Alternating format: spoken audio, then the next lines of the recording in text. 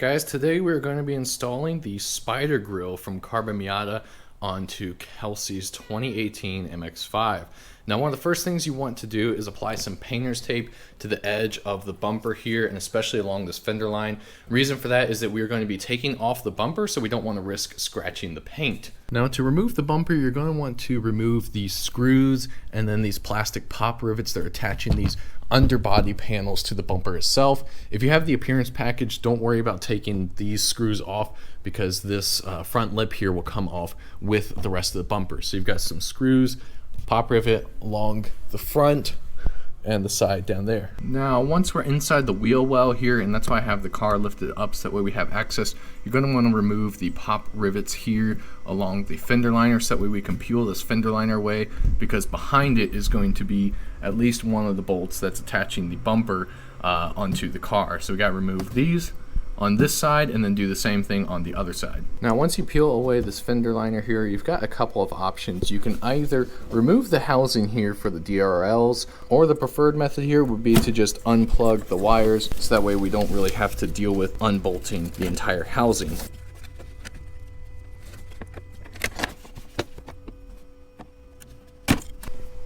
And then remove this bolt right here so that way you'll undo the bumper from the fender, and then repeat the same process on the other side. All right, now that we've gotten this far, you can see that the bumper, it's pretty loose. It's not connected to anything. It should come off pretty easily once we do this next step. So if it doesn't, then make sure to check all the bolts and connections, make sure that there's nothing still attached. So we do have a couple things to pull off of the top. We've got this screw here, and then these two little pop rivets there and there. So we need to remove those, that way we can detach the bumper from the cross member right here, and then it should just pull straight off. Again, that's why we put the tape here, so that way we're not scratching up the fenders or anything. And then it's also a good idea to lay down a towel or some sort of a pad, because we will be just lying the bumper down on the ground. So again, we don't want to scratch any of the paint. Now it's time to remove the bumper. It might be easiest to start from one of the fenders, to just loosen it up like that. Like that. And the whole thing should pull straight off.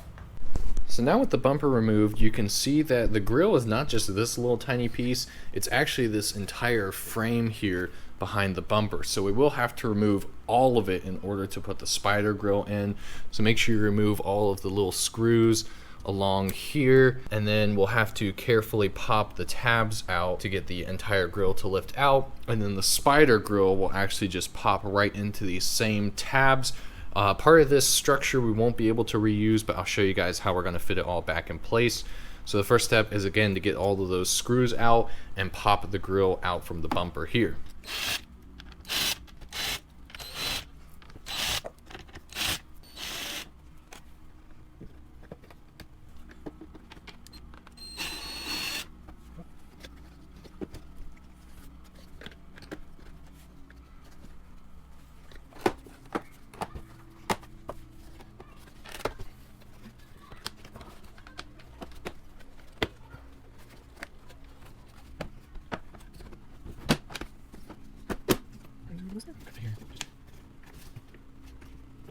There we go, one stock grill.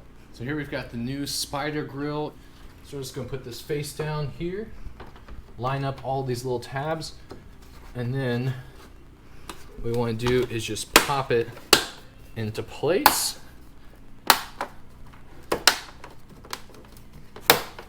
All right, so now to get this top part in place, sometimes it's easier to flip the bumper over like this and then pull it from the outside. Now, I'll admit the fitment of this grille is not perfect, but rest assured it's not going to fall out while you're driving. Let's flip it over and make sure everything looks good on this side. There we go. It takes a little bit of work, but eventually you should be able to get it pressed into all of the tabs here. And then, like I mentioned, this little frame here is actually built into the grille here, so we're not going to be able to reuse this plastic part. So you will notice that the bumper near where the emblem is, it's going to be a little bit wobblier than before when you press on it, but that's not any sort of an issue. It's not going to cause the bumper to deform or anything like that, so don't worry if it's a little bit bendier than it was with the stock grill in. Now to place the bumper back on, we're going to do exactly what we did before. Be careful with those fenders. So I found it's easiest to just let it kind of rest here like this. And then these fenders over here have a couple tabs, so you want to just pop those into place like that. And then same thing on the other side over here.